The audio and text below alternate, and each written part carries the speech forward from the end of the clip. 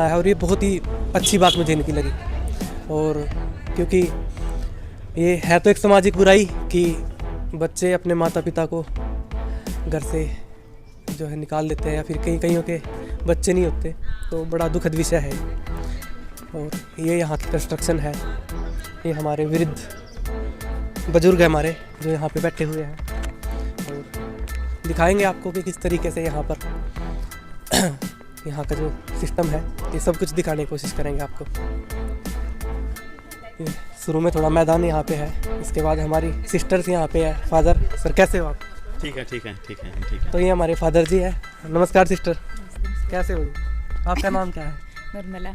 अच्छा, जैसे हम तो नमस्ते बोलते हैं, मुस्लिमों में अस्सलाम वालेकुम बोलते हैं, आप में क्या बोलते हैं? जय यीशु। जय यीशु। जय यीशु। अच्छा, कहाँ से हो आप? केरला से। केरला से। आप? केरला। नाम आपका? Sister shine.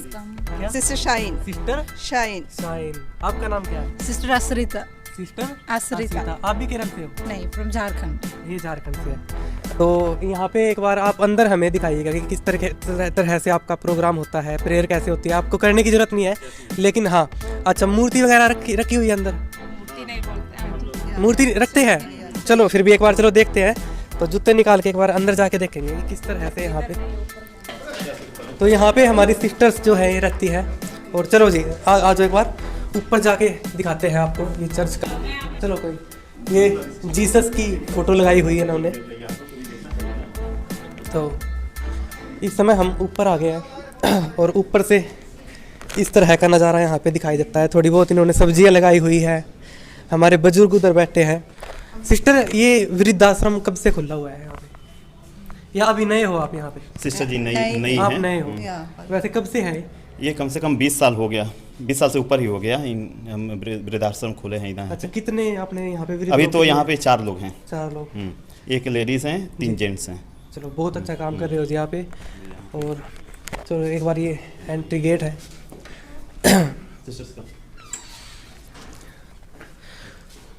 तो ये है चर्च के अंदर का माहौल। यहाँ पे अच्छा बड़ा हॉल है ये। और अच्छा सिस्टर, ये यहाँ पे बाइबल, ये हमारा, हाँ, ये बाइबल मेन प्रार्थना का जगह है जी, जिसको हम लोग वेदी बोलते हैं। वेदी? हाँ, इस वेदी। जगह को वेदी बोलते हाँ, हैं? वो वहाँ पे है, टेबल है। आ जाओ एक बार आके। अच्छा, इसको वेदी बोलते हो आप, और यहाँ पे बाइबल रखी गई है। अच्छा, इंग्लिश में है या हिंदी में है? ये तो हिंदी में है। बाइबल है, प्रभु का वचन है, इसको बाइबल बोलते हैं। जी जी। हाँ। और जिस वक्त आप पूजा करते हो, हाँ। उस वक्त यहाँ पे कितने व्यक्ति हो जाते हैं? वैसे हमारा तो छोटी कलीसिया है, तो ज़्यादा से ज़्यादा 50 लोग, 50, 55, 60 अच्छा, तक इतने हो चले जाते हैं? हाँ। अच्छा, इतने लोग आपने हो जाते हैं। वैसे आप शुरू से इसी धर्म में हो, ईसाई में? हाँ, शुरू से ही इसी धर्म में हो? हमारा तो जन्म हुआ है। पुंडरी रखते हो आप? नहीं, मैं बनारस से हूँ। बनारस से हो? हाँ, ओके। बनारस से, यूपी से मैं हूँ। और यहाँ पे हावड़ी में कितने ईसाई धर्म को मानने वाले लोग हैं? इधर हमारे हैं कम से कम 15 परिवार है हावड़ी में। हावड़ी के अंदर? हावड़ी के अंदर। ओके। तो वे सभी यहाँ पे आते हैं? हाँ, सभी यहाँ पे आते हैं प्रार्थना के अच्छा, लिए। वो कन्वर्टेड है या? नहीं, वो लोग भी बहुत पुराने ईसाई हैं। कम से कम 60-65 साल हो गया उन लोग को भी। ओके। हाँ, ये चर्च यहाँ पे खुले कम से कम 50 साल से ज़्यादा हो गया। जैसे कंस्ट्रक्शन तो इसकी यहाँ पे मैंने देखी थी कि हाँ, नहीं, वो बना है, ये चर्च बना है। अच्छा अच्छा, इससे पहले से ही है? इससे पहले से चर्च बताया रहा है। ये नया बिल्डिंग बना था, 2004 में इनाग्रेशन उसका हुआ था।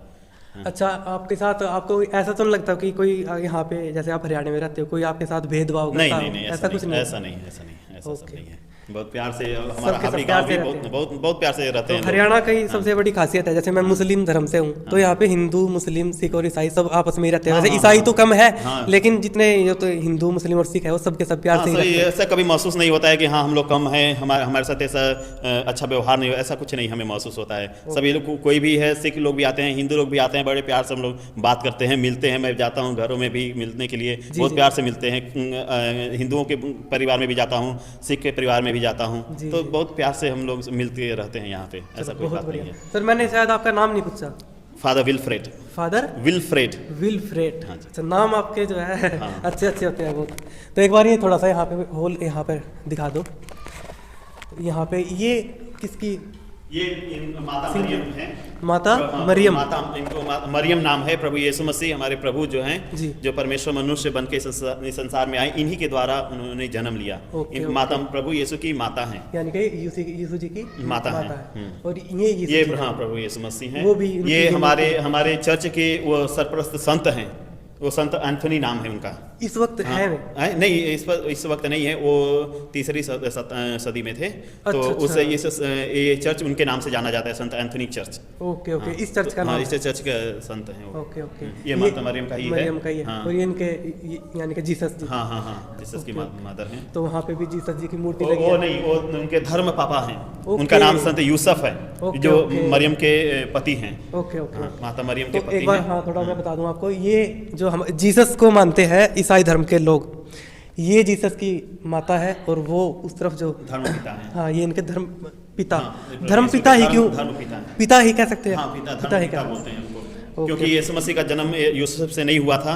वचन में हम पढ़ते हैं, हमें बताया जाता है कि यीशु मसीह का जन्म पवित्र आत्मा से हुआ था। और ओके, माता मरियम के द्वारा पवित्र आत्मा के सामर्थ्य से प्रभु यीशु मसीह का जन्म हुआ था, जिसके बारे में बहुत पहले भविष्यवाणी हुआ था। तो उनका जन्म संत यूसुफ के द्वारा नहीं हुआ था, एक मनुष्य के द्वारा नहीं हुआ था, लेकिन पवित्र आत्मा की शक्ति से प्रभु यीशु मसीह का जन्म हुआ था। ओके ओके ओके, यानी कि पालन पोषण इन्होंने किया था। हाँ हाँ, ये पालन पोषण किए। तो ये हमारा प्रार्थना का ये विशेष जगह है। यहीं से हमारा खास प्रार्थना होता है विशेष, जिसको हम मीसा बलिदान बोलते हैं। कोई भी मीसा बलिदान बोलते हैं। बलिदान। हाँ, तो यहीं से हम लोग शुरू करते हैं। यही है, यहीं से हम शुरू करते हैं इसका। ओके। अच्छा, जिस वक्त आप प्रार्थना करते हो, आपने टाइम बताया सुबह 7 का। हाँ, सुबह 7 से और वो 7:30 हो सकता है, 7:45 हो सकता है। अच्छा, नॉर्मल आप डेज कितना- में। हाँ, कितने पेज पढ़ते हो आप हर रोज बाइबल के? बाइबल के तो अपने ऊपर है, कितने पेज पढ़ना है अपने ऊपर है। लेकिन हम लोग हर दिन के लिए पूरे विश्व के लिए एक दिया जाता, पूरे विश्व स्तर पर हमें दिया जाता है कि आज के लिए ये पढ़ना है।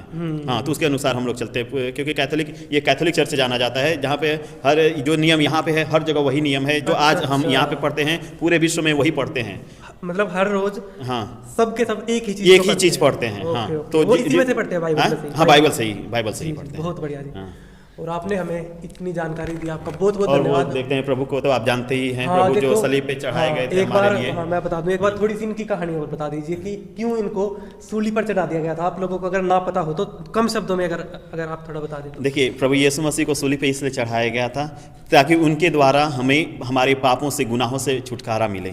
हाँ, हमारे लिए वो अपने आप को बलिदान के तौर पे परमेश्वर को अर्पित किए। हम लोग आज भी देखते हैं कि कई धर्मों में बलिदान की प्रथा है जी। कि अपने गुनाहों के चलते कोई ना कोई बलिदान जाकर चढ़ाते हैं। बिल्कुल ये पुराने जमाने में भी था, लेकिन परमेश्वर ने आखिर में परमेश्वर की ये योजना हुई कि ये सब बलिदान को छोड़कर मैं अपने बेटे को सबके पापों के लिए, पूरे मनुष्य जाति के, संसार के पापों के प्रायश्चित के लिए, क्षमा के लिए अपने बेटे को मैं अर्पित करूंगा। तो वही परमेश्वर का बेटा प्रभु यीशु मसीह मनुष्य बनकर, जिसको हम लोग 25 दिसंबर के दिन बड़े दिन के रूप में मनाते हैं, मनुष्य बनकर इस संसार में आए।